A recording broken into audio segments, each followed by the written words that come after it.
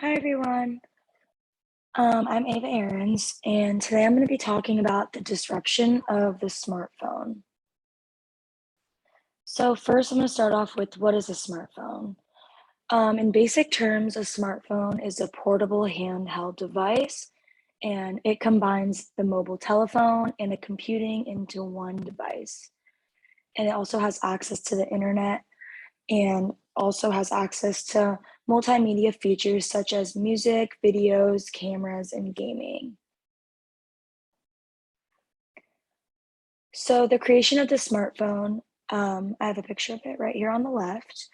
The first smartphone was created in 1993 by IBM, which is International Business Machine Corporations, and the name of this first smartphone was the IBM Simon.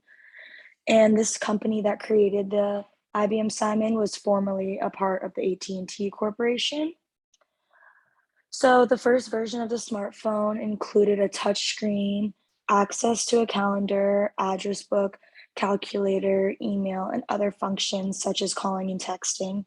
And even just by the looks of this, you can just tell that it's a first draft. It's not what we have today. So when I found out that this was the first smartphone, I was honestly shocked because I don't even remember my parents having this. So um, it also pioneered using a touchscreen, which I think is really cool because up until this point, only buttons had been used for dialing and typing. So this was the first phone with a touchscreen, and I think that's where the term smartphone came from.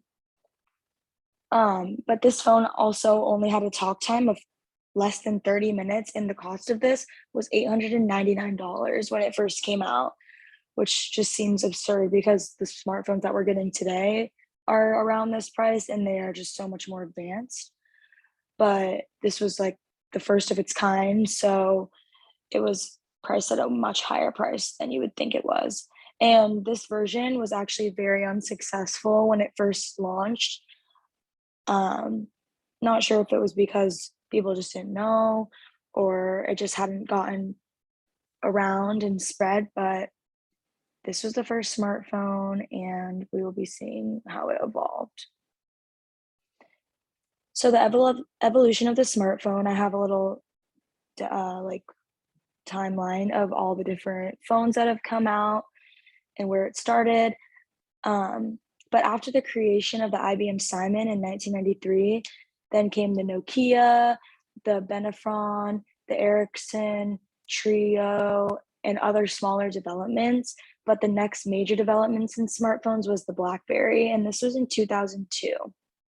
And I personally remember the BlackBerry a lot because this is the phone that I saw my parents using when I was growing up, and I always thought it was the coolest thing and was so high tech. But the BlackBerry had a desktop-like keyboard, which is why it attracted such attention from young generations because it had the desktop keyboard, but it also had the screen um, right above it, and it had access to the internet and games. And I remember like the BlackBerry was the thing to have, and all my friends' parents and my parents had one, and I just thought they were so cool when they came out. Um, but the next big rise was the rise of the iPhone in 2007, and Steve Jobs created the iPhone through his company Apple. I'm sure everyone has heard of that. And the iPhone had full range of internet access, a touchscreen, and many other abilities. The iPhone also allowed for a much larger memory size, which let users store hundreds of songs, videos, and other information. And I think that this was a very pivotal advancement in the in like smartphones because nothing like this had come out to this point. The BlackBerry was a huge step, but the iPhone had just so many more features and it was a touch screen and had apps. And I just remember when this came out, it was like the world was just breaking. And I think that also having such a big memory size for the time was a really desirable thing for a lot of users, and that's why it became so popular and took off the way it did. Since the launch of it, there have been 29 versions of the iPhone, and each version has had newer features and advanced technology. And the iPhones that people have now, there's facial recognition, there's cameras that are better than real cameras that you can buy. Like, there's just so many things. There's voice dictation. Seeing where it started and seeing where it is now, it's just crazy because I thought the one in 2007 was the best it was ever going to get. But we have seen a lot since then. Another big advancement was in 2008, the Android came in and was competing with Apple and their iOS operating system. But eventually, the Android operating system also caught on and caught attention and became massively popular and is used by many smartphone manufacturers to this day. And I feel like Android and Apple are still the main two competitors of the smartphone industry. The Android is much more affordable, however, than the iPhone, and you can buy almost three Android phones for the price of one iPhone, which I just think is crazy because the majority of people that I know have iPhones, and I have an iPhone, but it's just crazy when you think about it in that sense, how much more reasonably priced Androids are. But I mean, people have reasons for wanting either one, and they're both great. And there's been 11 versions of the Android, and Google actually has bought the rights of Android, um, just seeing its growing popularity. How is a smartphone disruptive? So, the smartphone, in my opinion, is one of the most disruptive technologies in the 21st century. It has changed a number of markets, including the music and video players market, digital camera market, satellite navigation market, personal organizer market, and many more. Because now there's one device that has all of these functions at the tip of your fingers. Like, you can have music and videos on your phone. You can have a digital camera and a satellite and a personal organizer. You can use the notes. You can have a planner app, and there's just so much more that it like replaces. And you just buy this one phone and it has all the things that you need in one. So people stop buying digital cameras, people stop buying GPS for their car, people stop buying like um cameras, like video cameras, and because everything is just compact into this one device. And the smartphone combines so many different elements that already existed and put them into one. And the smartphone changed the world, and especially the creation of the iPhone, I think in particular, paved the way for so much future innovation.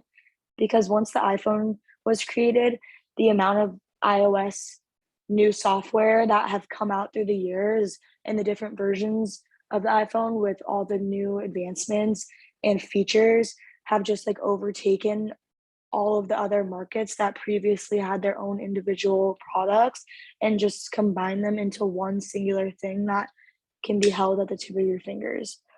And the smartphone also paved way for many new opportunities and made communication available at your fingertips. So, what did the smartphone change? Um, the smartphone revolutionized the way that the world communicated, and this started from the creation of the IBM Simon, even though it wasn't very successful. Like, this was the first mark in the change, and this change is going to last forever. Like, ever since the first start of the IBM Simon, the world will never communicate the same. And there are over 1 billion people today that use a smartphone, and there are over 2.5 million apps that have been developed over the time since the first creation of the smartphone. And all of this started from one design, and that design would then be modified and advanced over the last 2 decades. Um, in 2012, Time Magazine and a technology company, Qualcomm, actually did a survey of 5,000 smartphone users and asked them how the smartphone changed their life. And a majority of these people said that it helped them stay better connected with friends and family around the world. And this is from a government technology source. And before the smartphone, people had pagers and landlines, but now people could connect with their friends and family and even work obligations while they were on the go. Having this knowledge and convenience at your fingertips changed the way that the world worked and was very beneficial. And everywhere you go now, you see someone with a phone in their hand. I know myself personally, I don't leave home without it, and sometimes I wish I could, but it's just so important to be able to communicate and talk to people no matter where you are. And also, I know for my parents in particular, if they're not at work, they can still do work from home or make calls and communicate with the people that they need to. And I think that this was a very big turning point in the world. And lastly, why did I choose the smartphone and how has it changed my life? My personal reason for choosing the smartphone is because above all other technologies, the smartphone is the one that has interested me since I was young, and I can remember it getting more and more popular since I've grown up. My parents started with the BlackBerry. I remember wanting a phone so bad. I ended up getting one in maybe 7th grade, and it was just a little switch phone, like a slide one with a keyboard. It wasn't a touchscreen, but I just remember, like, this is when everyone wanted one, and I didn't grow up with them, like, when I was young, which I'm honestly thankful for because kids now are just glued to these things, but it's always intrigued me. I always would ask my parents to play with their phone, let me play like, ask them to play games and stuff, and I just think that it's so interesting.